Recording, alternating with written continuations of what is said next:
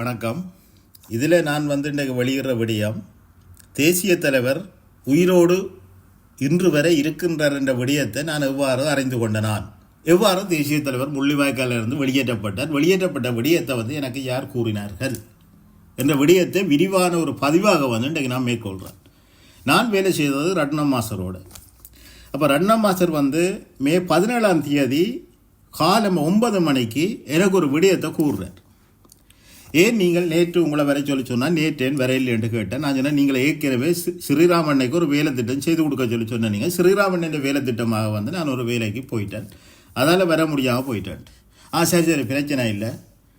அப்போ நானாக தான் கேட்டுறான், என்ன மாஸ்டர் நேற்று கடுமையான செல்லடிசான பிரச்சனை நடந்தது என்ன மாதிரி என்று கேட்க தான் சொன்னார். தெரிந்தனே, ஆக்கள் போய் பாதுகாப்பாக போய் இறங்கி போட்டினோம்.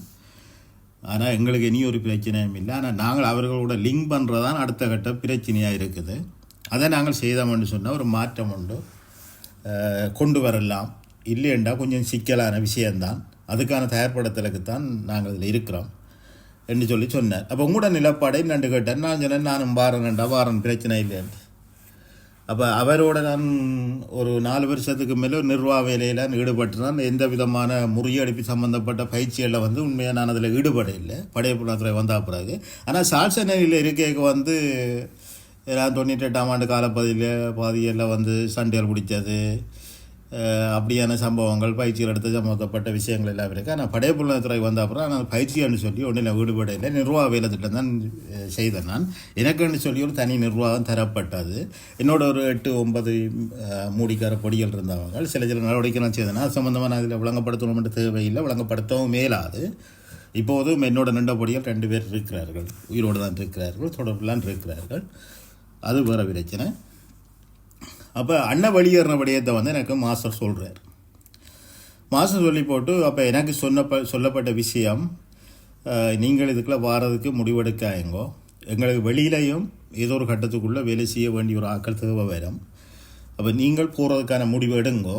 ஆனால் நீங்கள் கொஞ்சம் சுணங்கினீங்கன்னு சொன்னால் ஜனங்கள் போய் சேர்ந்துடும். அப்புறம் நீங்கள் தனிச்சிகள்னு சொன்னால் நீங்கள் முடிவெட்டு போடுவீர்கள், அப்புறம் உங்களுக்கு ஏதாவது அவங்க செய்யலாம்.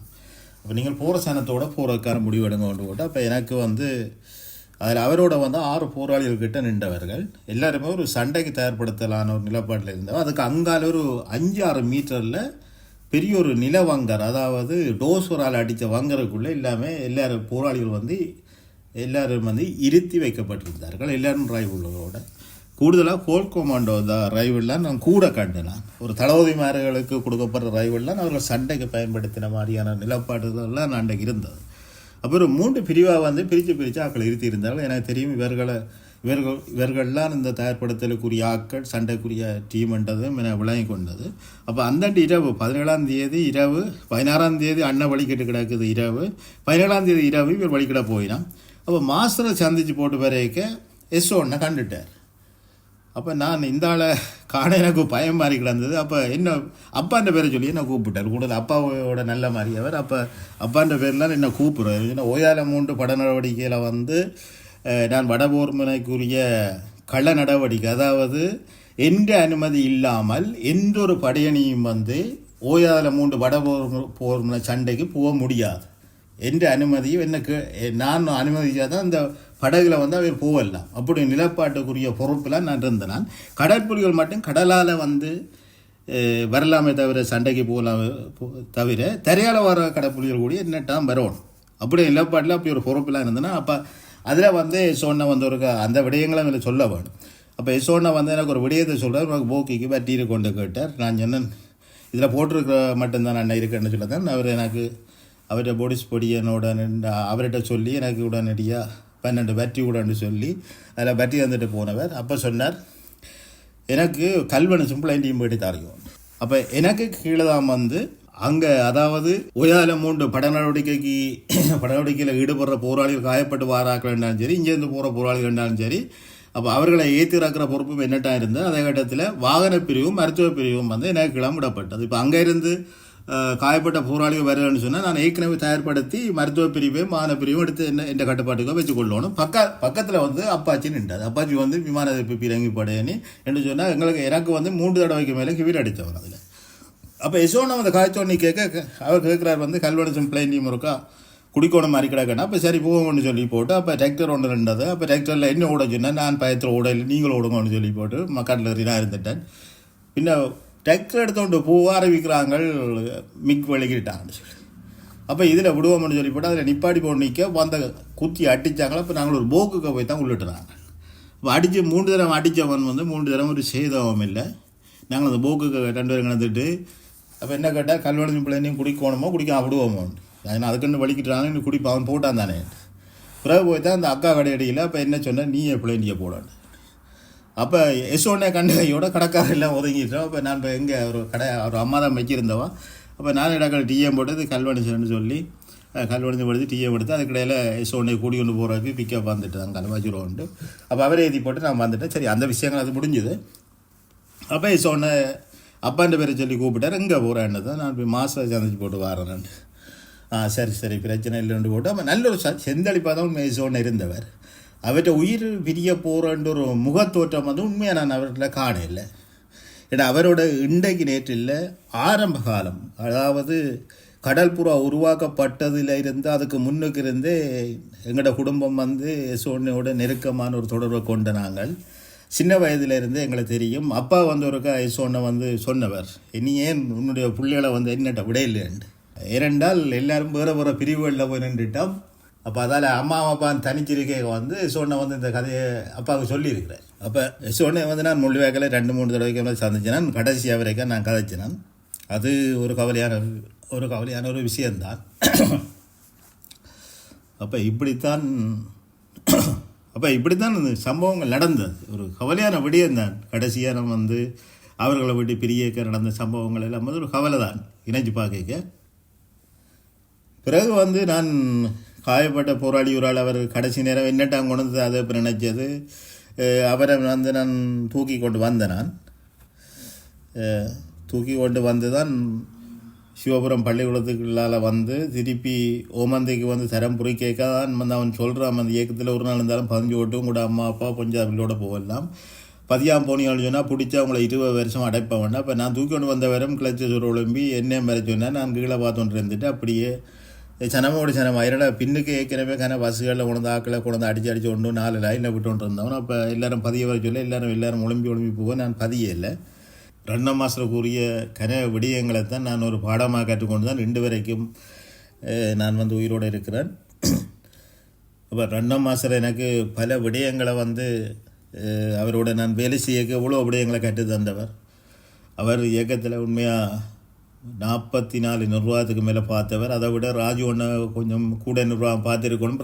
ராஜுவண்ணை வீரச்சாவடைஞ்ச பிறகு பொறுப்புகளை 2ஆம் மாதம் செய்தவர். அதில் சில நிர்வாக வேலை திட்டங்களுக்குள்ளே நானும் செயற்பட்டிருக்கிறேன். அதனால் அவற்றை இழப்புன்றது பெரிய ஒரு இழப்பு தான். அப்போ அண்ணன் வெளியேறி விட்டார் என்று சொல்லி ஒரு சந்தோஷம். ஆனால் மற்றவர்களின் இழப்பு ஒரு பெரிய இழப்பு தான். அப்போ தேசிய தலைவர்கிட்ட இருப்பண்டபடியும் வரைக்க எனக்கு எப்படி வருதுன்னு சொன்னால், இப்போ அரணாக்காவை போய் பார்த்துட்டு வந்துட்டு அதுக்கு முதல் சில போராளிகளுக்கு வந்தது. அப்போ அரணாக்கா பார்த்து போட்டு வந்த பிறகு எனக்கு ஒரு தகவல் கிடைக்கிது, இப்படி அண்ணாக்கா போய் பார்த்துட்டு வந்துட்டான்டா. பிறகு நான் அவள் சந்திக்கணும்னு சொல்லி நான் கடுமையாக முயற்சி செய்கிறேன். அப்போ அந்த தொடர் எனக்கு ஒரு போராளி ஊடாக கிடைக்கப்பட்டது. அப்போ லண்டனுக்கு அருணாக்கா வரைக்க ஆற்ற தொடர்பில் வந்தான்னு சொன்னால் நிமலன் தொடர்பில் வந்தேன். நிமலன் என்று சொல்கிறவர் உங்களுக்கு எல்லாருக்குமே தெரியும் நினைக்கிறேன். அன்னைக்கு வேக்கரை வேலைக்கு பொறுப்பாக இருந்தவர். அதாவது அன்னையின் ஒன்று கூடல் சம்மந்தப்பட்ட விடயங்களுக்கு அவசர உணவு தயாரிப்பு சம்மந்தப்பட்ட விடயத்துக்கு பொறுப்பாக இருந்தவர். அவரே எனக்கு முன்னுக்கு தெரியாது, இங்கே தான் தெரியும். ஆனால் இங்கே வந்த அப்புறம் தெரியும் அவர் மிகப்பெரிய ஒரு மோசடி கும்பலோடு சேர்ந்து செயற்படுறாருண்டு. அவர் தான் வரலாற்று மையம் என்று சொல்லி 108 ஏக்கர் வெள்ளக்காரன் ஆடடைச்ச காணிய வேண்டியதில் முக்கிய புள்ளியாக அவற்றை பேரும் இருக்குது. அப்போ இந்த மோசடி கும்பல்கள் உங்களுக்கு எல்லாருக்குமே தெரியும். வரலாற்று மையம்னு சொல்லி ஏன் உருவாக்கப்பட்டது, வரலாற்று மையத்துக்குள்ளே இருக்கிறவர்கள் யார் என்று சொல்லியும் கனவேருக்கு தெரிந்திருக்கவும் வாய்ப்பில்லை. அந்த விடயங்களும் ஒருக்கா சொல்லத்தான் வேணும். முன்னர் இங்கே உள்ள இயக்கத்தின் கட்டமைப்புகளில் இருந்து வெளியேற்றப்பட்டவர்கள்லாம் அந்த வரலாற்று மையத்துக்குள்ளே வாரார்கள். வெளியேற்றப்பட்டவர்கள் என்னன்னு சொன்னால் பல்வேறுபட்ட நிதி மோசடிகள் சம்பந்தப்பட்ட விஷயத்தில் 2008ஆம் ஆண்டு இயக்கத்தால் வெளியேற்றப்பட்டவர்களும் கலைக்கப்பட்டவர்களும் தான் வெளியில் நின்று கொண்டு இந்த வரலாற்று மையத்தை உருவாக்கினோம்னு சொன்னால் அந்த இயக்கத்தின் கட்டமைப்போல் அழிக்கிறதுக்காக இந்த வரலாற்று மையம் உருவாக்கப்பட்டது. அதுக்குள்ளே நிமலனும் ஒரு புள்ளியாக வந்து செயற்பட்டார். இன்றைக்கு வந்து இந்த வரலாற்று மையங்கள் உருவாக்குற கட்டங்களுக்குள்ளே நான் இங்கே இருக்கிறேன். அப்போ இவர்களின் சகல சூத்திரங்களும் வந்து எனக்கு தெரியும். இன்றைக்கு வந்து நான் வேண்டிய ஒரு கட்டமைப்புக்கு போகிறோன்னு சொன்னால் நான் 2 கடையோ 2 பெட்ரோல் ஸ்டேஷன் போட்டு ஒன்று இங்கே இருந்திருப்பேன். இன்றைக்கு நான் ஒரு பெட்ரோல் ஸ்டேஷனில் வந்து இங்கே வேலை செய்யணுன்ற தேவையும் இல்லை. சம்பளத்துக்கு தான் நான் வேலை செய்து கொண்டிருக்கிறேன். அப்போ இந்த வரலாற்று மையத்துக்குள்ளே போனவங்க எல்லாருமே சொத்து குவிச்சாக்கலாம், மக்களின் மனங்களை சுரண்டி வாழ்ந்தவர்கள்லாம். இப்போ இவர்கள் வரலாற்று மையம் உருவாக்க முன்னம் வந்து இங்கே கள்ளவியர் எடுக்கிறேன்னு சொல்கிறது, அதாவது அரசாங்கத்தை டேக்ஸ் கட்டாமல் களவாராக்கி விற்பனை செய்கிறது, அதாவது தமிழ் கடைகளுக்கு விநியோகம் செய்கிறது. இப்போ புது புது வாகனங்கள் எல்லாம் எடுத்து ஓடி பிஸ்னஸ் செய்து அதுக்குள்ள சொத்து குவிச்சு கொண்டு தான் அப்புறம் அந்த வரலாற்று மையம் ஒன்று சொல்லி செம்மறியாடு அடைக்கிறதுக்கு ஒரு முடிவுக்கு வரி. அப்போ இப்படியான சம்பவங்களோடு ஈடுபட்டவருக்கு தான் அருணாக்கான தொடர் வருது. அப்போ இவர்களுக்கு ஏற்கனவே தெரியும் என்ன சொன்னால் இந்த வரலாற்று மையம் தான் இலங்கை அரசாங்க நீதியத்தரோடம்னு சொல்லி கொலையாளிகளை பாதுகாக்கிற சம்மந்தப்பட்ட பல்வேறுபட்ட விடயங்களில் வந்து ஈடுபட்டவர்கள். அதுக்கு எதிரானவர் நான் என்று தெரியும். அப்போ நான் என்னென்று இந்த இயக்க செயற்பாட்டுக்குள்ளே உள்ளுக்கு வாரன், இதால் தங்களுக்கு என்ன பிரச்சனை வரப்போகுது, பெரிய ஒரு ஆபத்து வரப்போகுது, அப்போ இது எப்படியோ இதுக்குள்ள தொடர்பு இப்போ கன சிக்கல் இருக்குது, விடாட்டில் மட்டும் இழப்பாடு வந்து வைக்கிருக்கு. அப்போ இவியல் வந்து எனக்கு ஒரு புக்ஸ் அடிக்கிறாங்க, இவியல் தயார்படுத்துகிற நிமலன். அப்போ நான் அருணாக்கா சந்திக்கிற நிமலன் ஏற்பாடு செய்கிறேன். நிமலன் தொடர்பு எனக்கு தரப்படுது ஃப்ரான்ஸில் இருந்து. அப்போ நான் அருணாக்கா சந்திக்க போகிறேன். இவர் வந்து எனக்கு புக்ஸ் அடிக்கிற ஒரு திட்டத்தோடு இவர் வரார். ஏற்கனவே நான் வந்து இத்தனை புக்ஸுகளை பார்த்தேன். 98ஆம் ஆண்டு அந்த கதை விடயங்களை நான் அதில் குறிப்பிடணும். 98ஆம் ஆண்டு இரண்டமாடு பகுதியை வந்து பிடிச்சி முருகண்டியை பிடிக்கிறக்காண்டி இராணுவம் ஒரு நடவடிக்கை செய்தது. அப்போ இரண்டமாடு பகுதியில் வந்து மாலவடையணி போராளிகள்லாம் அந்த லைனை பார்த்தார்கள். அப்போ நான் நின்றது 3ஆம் பேக்கர் சந்தியில். அப்போ நாங்கள் ஒரு பிளாட்டூன் இரவிரவாக தயார்படுத்தப்பட்டு இப்படி இராணுவம் ஒரு மூவெடுக்கிறான் என்று சொல்லி அப்போ 3 பாயிண்ட்டை வந்து பிள்ளைகளோட பாயிண்ட்டை வந்து ஆமி பிடிச்சிட்டான். அப்போ நாங்கள் எல்லா பாயிண்ட்லையும் இருந்து 2 பேராக எடுத்து 27 பேர் வந்து நாங்கள் 7 கிலோமீட்டர் ஓடித்தான் இடியால் ஒரு ஆமின்ற பாயிண்ட்டை அடித்து பிடிச்சி இராணுவத்தை வந்து புக்ஸ் அடிக்கிறாங்க. பிள்ளைன்ற 3 பொசிஷனை பிடிச்ச இராணுவத்தை புக்ஸ் அடிக்கிறாங்க. அதில் 27 இராணுவம் கொல்லப்பட்டது. இது வந்து 98ஆம் ஆண்டு 8ஆம் மாதம் 24ஆம் தேதியாக இருக்க வேண்டுமென்று நினைக்கிறேன். அப்போது வந்து நான் சால்சனில் இருந்தேன். அப்போது எனக்கு 30 இலக்கம் வந்து தீனா 1257. பிறகு 30 இலக்கம் மாற்றப்பட்டு 173 என்னுடைய இலக்கம். பிறகு தான் நான் படையப்புல நாத்துறைக்கு வந்தேன். நான் அப்போ என்னுடைய செயற்பாடுகள் கடந்த காலங்களில் பல்வேறுபட்ட செயற்பாடுகளில் ஈடுபட்டேன். அப்போ இப்படியான ஒரு கட்டங்களுக்குள்ளே வந்து இந்த சந்திப்புகள் வந்து எனக்கு இரண்டு சொன்னால், நான் வந்து தேசிய தலைவர் முள்வேக்கில் இந்த வெளியேறிட்டார் என்று சொல்லி ஒரு விடயத்தை எனக்கு 2ஆம் மாதம் சொன்ன விட எனக்கு ஒரு நம்பிக்கை இருந்தேன். ஆனால் இந்த 15 ஆண்டுகளுக்குள்ளே அவைகளுடைய தொடர்பு இல்லாத போக சரியாக நம்பிக்கை இழந்து தான் இருந்தேன். நான் ஏதோ ஒன்று நடந்து போச்சுது, அவர்கள் உயிரோட இல்லைன்ற நிலப்பாட்டுக்குள்ளே தான் இருந்தேன். ஆனால் அப்படி இருந்திருந்தால் அவர்கள் வழியில் ஒரு தொடர் வந்திருக்கும் என்று சொல்லி அப்படி ஒரு கட்டத்துக்குள்ளே நான் தேடிக்கொண்டிருக்கேன் அந்த தொடர் வருது. அப்போ நிமலன் வந்து எனக்கு புக்ஸ் அடிக்க வலிக்கிறேன். நானும் 10 வருஷம் யூகேயில் இருக்கிறேன்னு சொல்லிக்க நானும் எத்தனையோ பொடியில் வச்சிருந்தேன். எனக்கு நான் எப்படி இவியலை புக்ஸ் அடிக்கணும்னு தெரியும். ஏற்கனவே இவியல் புக்ஸ் அடிக்கப்பட வேண்டியவர்கள். இவியல் வந்து இப்போ இயக்கத்தின் ஒரு புக்ஸுக்கு இருக்கிறார்கள். அப்போ நான் நிமலனை வந்து உள்ளுக்கு வர விட்டு நிமலனை புக்ஸ் அடித்து போட்டு தான் நிமலனை சந்திக்க போனான். போய்க்க தான் அருணாக்கா வந்து என்னோட கதைக்கிறா. அப்போ அருணாக்காவை மேலதிகமாக கதைக்கிறதுக்கு நிமலன் விட இல்லை. அப்போ அருணாக்கா ஒரு விடயத்தை சொன்னால், அன்னையை பார்த்தா தான் போய் சந்தித்த விஷயங்கள் சில விடயங்களை சொன்னால், அப்போ அன்னை சொல்லிவிட்ட விடயத்தை நீங்கள் சில பிரச்சனையை போய் முன்னெடுங்க கொண்டு அப்போ எனக்கு அதில் சில விடயங்கள் விளங்கி கொண்டது. அப்போ அதை வைத்துக்கொண்டு திருப்பியும் அருணாக்கா தொடர்பு கொள்றதுக்கு முயற்சி செய்து பிறகு நான் அருணாக்காவோட நேரடியாக ஃபோனில் கதை கேட்க பல்வேறு விடயங்களை சொன்னேன். நிமலன் வந்து உங்களுக்கு எல்லா விடயத்தையும் சொல்ல வேண்டாம்னு சொன்னவர், ஏன் அது சொல்ல வேண்டாம்னு சொன்னவர்னு தெரியாதுன்ட்டு. சரி இப்போ எனக்கு பிரச்சனை விளங்குதாக்கா ஓகே என்று சொல்லி போட்டு நான் அருணாக்காவின் தொடர்பை கட் பண்ணிட்டேன். பிறகு தான் எனக்கு தங்கச்சியின் தொடர்பு வந்து எனக்கு வருது. தங்கச்சியின் தொடர்பில் வந்து முதல் வந்து எனக்கு ஒரு மணிக்கு அது மேலே நான் கதைச்சேன். நான் பிறகு கதை கேட்க பிறகு வேறு யாக்கள் எல்லாம் வந்து கதை கேட்க அவர்களின் இருப்பை வந்து நான் பூரணம் அறிஞ்சு கொண்டு எப்போவும் தங்கச்சி கதை கேட்க பக்கத்தில் வட்டம் இருப்பார். வட்டம் இருந்து சில விஷயங்கள் சொல்லிவிடுறேன். இப்போ வட்டம் இன்னொருக்கு அறிகிறதுக்கும் முயற்சி செய்தேன். என்ன யாருண்டு இப்போ தங்கச்சியோட நான் நீண்ட பல்வேறுபட்ட விடயங்கள், மனித உரிமை சார்ந்த விஷயங்கள், இங்கே நடக்கிற சில சூத்திரங்கள், மதவாதிகள் இப்போ சம்மந்தப்பட்ட விடயங்களை நான் கதை கேட்க வந்து அம்மான் என்னை பற்றி அறிகிறதுக்கு முயற்சி செய்தார். அப்போ தான் நான் வந்து மாதவ மாஸ்டரோட என்னோடய தம்பி இருந்தவர் அம்மானுக்கு வந்து வடிவாக அவரை தெரியும். அப்போ நான் அவரை தம்பி அறிமுகப்படுத்தினா போகிறது தான் அவள் என்ன சரியாக வந்து அவர்கள் வந்து உறுதிப்படுத்தி கொண்டார்கள் இன்னாரன்னு சொல்லி. அப்போ ஏற்கனவே வந்து ஒரு முறை வந்து 2 மாதம் அம்மான் கதை சொன்று கேட்க நான் மாஸ்டர்கிட்ட போனேன். நான் அப்போ அந்த விடயத்தை திருப்பி தங்கச்சிகிட்ட அவர் சொல்லி கேட்டு கிடந்தது. கேட்டேன் அவர் ஒன்று சொல்லி கேட்க ஓமன்னு சொன்னேன். அப்போ அதோட எனக்கு விளங்கிட்டு இது அம்மான் தானன்றது விடயம் வந்து எனக்கு விளங்கிட்டுது. அப்போ சரி ரெண்டு சொல்லி போட்டு சரி அவர்கள் அம்மான் இருந்தால் சரி இவர் 2 பேரும் தானே போகணுன்னு சொல்லி எனக்கு மாதம் சொன்னவர். அப்போ ஏதோ கூட்டி கொண்டு போய் ஏதோ இருக்கினோம் சந்தோஷம் என்ற ஒரு நிலப்பாட்டுக்குள்ளே தான் என்னுடைய வேலை திட்டங்கள் இருந்தது. எனக்கு சில வேலை திட்டங்கள் தாயத்தில் தந்தவன் எல்லா விடயங்களும் வந்து நான் இதில் வந்து சொல்லிடாது. அப்போ இதான் நிலப்பாடு. இன்றைக்கு வந்து அண்ணன் இருக்கிறார் என்ற விடயம் உண்மைதான், அதில் மாற்றுக்கிறதுக்கு இடமில்லை. ஆனால் அன்னைக்கு வந்து முக்கியமான ஆட்கள் இன்றைக்கு நாங்கள் முள்ளிவாய்க்கால் இழந்திருக்கிறோம். அதுவும் ஒரு அவருடைய வருகைக்கு ஒரு தாமதம். அதனால் உண்மையாக என்னோட அவர் கதைச்ச முறையில் அவர்கள் எல்லாருமே வந்து சொன்ன விடியம் 4 பேருக்கு மேலே கதைச்சிருக்கிறேன். தாங்கள் புலம்பெயர்ந்த நாடுகளில் இருக்கிற போராளிகள் மக்களோட தாங்கள் எப்படி நாங்கள் அவர்களை பார்த்தாங்கன்னு சொன்னால் முள்ளிவாய்க்காலேருந்து மீண்டு வந்தவர்களாக தான் பார்த்தினால் இவர்கள் எல்லாருமே ஒரு அடுத்த கட்ட எமது விடுதலை நோக்கியான நகருக்கான ஒரு திட்டமிடலுக்குரியவர்கள் என்று தான் தாங்கள் பொதுவாக பார்த்துனாங்க. ஆனால் பிறகு தான் தங்கச்சி கதை கேட்க தங்கச்சி இந்த ஃபோனில் ரெக்கார்டுகள் விட்டு சிங்கள ஊடகங்களுக்கு போய் தகவல்களை கொடுத்தது அப்படியான விஷயங்கள்லாம் அவர்கள் கடுமையாக சந்தேகப்படத்து வழிகிட்டு இது ஒரு ஆபத்தான கட்டத்துக்குள்ளே தாங்களோட தொடர்புகள் வந்து போய்கொண்டிருக்க. அதால் பல பேற்ற தொடர்புகளை வந்து கட் பண்ணினார்கள்.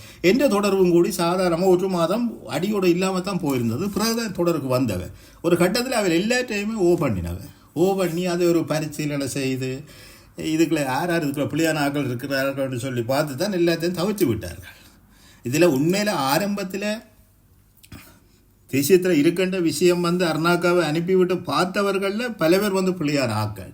அப்போ இதுக்குள்ள அந்த முதல் ஸ்டார்ட்டுக்குள்ளே அவைகள் இப்படி ஒரு சம்பவம் இப்படி சம்பவம் தங்களுக்கு எதிராக வருமென்னு சொல்லி இணைக்க இல்லை. எல்லாரும் சமாதானம் பார்த்தவர் முள்ளிவாய்க்காலேருந்து வந்த எல்லாருமே எமது போராட்டத்துக்கு அடுத்த கட்டத்துக்குரிய அவர்கள் என்றால்தான் அவர்கள் கணிச்சார்கள். ஆனால் அதுக்குள்ள சில விசமிகள் இருந்து தங்கள்ட இருப்பை வந்து முற்றுமுழுதாக மறுதளிக்கணும், இந்த கேஸை அமர்த்தணும்ன்றதில் இவ்வளோ தூரம் தீவிரமாக செயற்பட்டு ஊடகங்களில் வந்து கடைசியாக வீர வணக்கம் செய்வார்கள் சொல்லி உண்மையாக இயக்கம் இணைச்சு கொள்ள இல்லை, தலைமை இணைச்சே பார்க்க இல்லை. அது ஒரு கவலையான ஒரு விடயம்தான். ஆனால் இதெல்லாம் ஒரு விடுதலை போராட்டத்தில் வருமென்று சொல்லி எதிர்பார்த்த விடயம்தான். அன்னைக்கு இதெல்லாம் சிம்பிளான விஷயம்தான். ஆனால் எங்களுக்கு அது ஒரு கவலையான விடயமும் ஒரு தாக்கத்தை உண்மையில் ஏற்படுத்துது. இதுதான் உண்மை. ஆனால் உண்மையில் வந்து நாங்கள் செய்ய வேண்டிய வேலை என்னை பொறுத்த வரையில் நான் அரசியல் ரீதியாகவும் மனித உரிமை சம்மந்தப்பட்ட விஷயம் எனக்கு தெரிஞ்ச அடிப்படையில் எமது இயக்கம் வந்து தடை செய்யப்பட்ட ஒரு இயக்கம். தடையில் இருந்து நாங்கள் இன்னும் மீளையில் அன்னையும் ஒரு தடைக்குரிய வர்றா முக்கியமாக. அப்போ நாங்கள் அந்த எங்களோட விடுதலை போராட்டத்தின் நியாயப்பாட்டை இந்த 2009 உள்ள இந்த 15 ஆண்டுகளுக்குள்ள வடிவ வெளிப்படுத்தலை. ஏன் எங்களோட போராட்டம் உருவாக்கப்பட்டது, ஏன் எங்களோட போராட்டம் அழிக்கப்பட்ட பிறகு தமிழினத்துக்கு எதிராக நடத்தப்படுற வன்கொடுமைகள், எங்களோட நில ஆக்கிரமிப்புகள், திட்டமிட்ட கலாச்சார அழிப்பு, இன அழிப்பு சம்பந்தப்பட்ட விடயங்கள் எவ்வாறு நடைபெறுகிறது. அப்போ எங்களோட தமிழினத்தை முற்றுமுழுத அழிக்கிற ஒரு வேலை திட்டத்தை சிங்கள பேரினவாத அரசாங்கங்கள் மேற்கொள்ளும். அப்போ இதில் இருந்து எங்களை பாதுகாக்கிறக்குரிய அடுத்த கட்ட வழியை நோக்கியான ஒரு மக்கள் எழுச்சி போராட்டங்களை உருவாக்கி எமது விடுதலை போராட்டத்தை நியாயப்படுத்த வேண்டிய தேவை மக்களால் இருக்குது. அதை நாங்கள் உண்மையாக செய்ய வேணும். அதை செய்கிறதுக்கு சிலர் வந்து தடையாக இருக்கிறார்கள். தடையாக இருக்கிற எல்லாருமே வந்து இலங்கை அரசாங்கத்தின் நேரடியான ஒரு தொடர்பில் இருந்து செயற்படுறவர். பூரணமாக வந்து வரலாற்று மையம், போராளி கட்டமைப்பு என்று சொல்கிறவர்களும் மற்ற இந்த அனைத்துலக தொடர்புன்றவர்களும் பூரணமான ஒரு கேபின்ற ஒரு நிகழ்ச்சி திட்டத்துக்குள்ளே இருந்து வேலை செய்கிறதால இந்த மக்கள் எழுச்சி வந்து முற்றுமுழுதாக கைவிடப்பட்டிருக்கு. அப்போ நாங்கள் அடுத்த கட்டத்தை நோக்கி நகர்வதற்கான ஒரு தடங்கலம் இங்கே உருவாக்கப்படுகிறது. ஒரு மக்கள் எழுச்சி ஊடாக எங்களோட போராட்டத்தை நியாயப்படுத்தி எங்கள் மீதான இருக்கிற தடைகளை நீக்கி எங்களுக்கான ஒரு தனி அரசை உருவாக்குறக்குரிய சகல வழிகளும் இருக்குது. அதை நாங்கள் செய்கிறதுக்கு சில விஷமிகளால் வந்து இந்த திட்டங்கள் வந்து வழங்கடிக்கப்படுகிறது. இப்போ இந்த விடயங்களை வந்து மக்கள் இனியாவது விளங்கி கொண்டு சரியான ஒரு நிலப்பாட்டுக்குள்ளே நீங்கள் வர வேணும். ஆனால் அன்னை இருப்பன்ற விஷயம் வந்து வெளியில் வாரதாக இருந்தால் நீங்கள் முதல் அறக்கட்ட வேலையில் வந்து தயார்படுத்தணும். உங்களுக்குள்ள சரியான நிலப்பாடு எடுக்க வேணும். ஒரு மக்கள் எழுச்சி போராட்டங்களை ஏற்பாடுகளை செய்யுங்க. இன்று வரைக்கும் அண்ணன் வந்து வெளியில் அண்ணையை பற்றி உங்களுக்கு எல்லாருக்குமே தெரியும். அண்ணன் வந்து தேவை நிமித்தம் தான் தன்னை அடையாளப்படுத்துவார். அப்போ இப்போதைய நிலைமையில ஒரு குழப்பத்துக்காண்டி, ஒரு குழப்பகரமான ஒரு புலம்பெயர்ந்த நாடுகளில் இருக்கிற சில குழப்பங்களுக்காண்டி அண்ணன் தான் இருக்கிறேன் என்று சொல்லி போட்டு அண்ணன் போகக்கூடிய சூழல் அன்னைகிட்ட இல்லை. அண்ணன் அவ்வாறு செய்யணும்னு சொன்னால் அடிக்கடி இந்த அரசியல் தலைவர்கள் மாதிரி மெக்க பிடிச்சி கொண்டு வந்திருப்பார். அப்போ அண்ணன் எதற்கு முக்கியத்துவம் கொடுக்குறவர்ன்றது உங்களுக்கு விளங்கும். அதுக்குத்தான் அண்ணன் முக்கியத்துவம் கொடுக்குறார் 2 வரைக்கும். ஆனால் சர்வதேச சூழல்களை மாற்றி அமைக்கிற வேலை இயக்கம் செய்து தான் இருக்குது, இல்லையென்று இல்லை. ஆனால் நாங்கள் மக்களாகிய நாங்களும் செய்ய வேணும். நாங்கள் அதை தவற விட்டுருக்கிறோம். அந்த செயற்பாட்டுக்குள்ளே போகவில்லை. தனியாக நினைவெழுச்சின்னு சொல்லி போட்டு எல்லாரும் ஆளுக்கு ஒரு புதுச்சாரிகளையும் கட்டிக்கொண்டு புதுச்சீட்டுகளையும் போட்டுக்கொண்டு அந்தாண்டு போய் ஊடகங்களில் போய் கருத்து கொடுக்குறவர்களும் படத்தை எடுத்து முகநூலில் போகிறவர்களும் நாங்கள் இருக்கிறோம். விடுதலை நோக்கியான ஒரு நிரந்தரமான முடிவை நோக்கியான பயண திட்டத்துக்குள்ளே நாங்கள் யாருமே இந்த 15 ஆண்டுகளுக்குள்ளே இல்லை. நாங்கள் சரியாக ஒன்றில் புலம்பெயர்ந்த நாடுகளில் இருக்கிற சரியான கட்டமைப்புகள் இன்றைக்கு உடைவிடாமல் இருந்திருந்தால் எல்லாருக்கும் விளங்க வேணும். என்ன சொன்னால் எங்களோட போராட்டத்தை அழித்தால் அடுத்த கட்டமாக போராட்டத்துக்குரிய கட்டமைப்புகள் அழிக்கப்படும். அப்போ அதை அழிக்காமல், எதிரியால் அழிக்க விடாமல் பாதுகாக்கணும் என்ற இலப்பாட்டுக்குள்ளே நாங்கள் ஒரு தரமாக அதை பற்றி யோசிக்க இல்லை. ஆனால் எங்களோட இருந்தவரே எங்களை அழிக்க வழிகிட்டார். அதான் பிரச்சனை. இன்றைக்கு எமது போராட்டத்தோடு சம்மந்தப்பட்டவன் தான் இன்றைக்கு எல்லாத்தையும் அழித்தான்.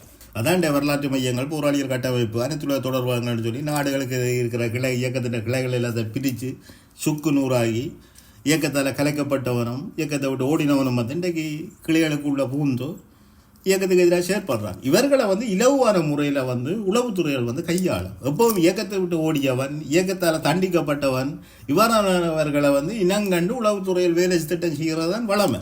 இது மாத்தியான காலப்பதிவுள்ள மாத்தியா பிடிச்சா பிறகு கூடி மாத்தியாவோட இருந்தாக்களை உளவுத்துறை கையாள வலிக்கிட்டார். அதில் பலரை இயக்கம் கலைச்சா விட்டாது, ஓடும். அதில் ஓடினவர்கள்லாம் இந்த வெளிநாடுகளில் 1-2 பேர் இருக்கிறான். அதில் ஒரு ஆள் தான் முக்கியமாக முல்லமதி என்று சொல்லப்படுறவர் அவர். அப்போ இவ்வாறு பல குழப்பவாதிகள் வெளிநாடுகளில் இருக்கிறார்கள். ஆனால் எல்லாத்தையும் தாண்டி எல்லா தடைகளையும் உடைக்க வேண்டிய பொறுப்பு மக்கள்கிட்ட இருக்குது. மக்கள் சக்தின்றது மாபெரும் சக்தி. இந்த மக்கள் சக்தி சரியான முறையில் வேலை செய்யுமா இருந்தால் நாங்கள் அடுத்த கட்டத்தை நோக்கி வேகமாக முன்னேறலாம். நன்றி. தொடரும்.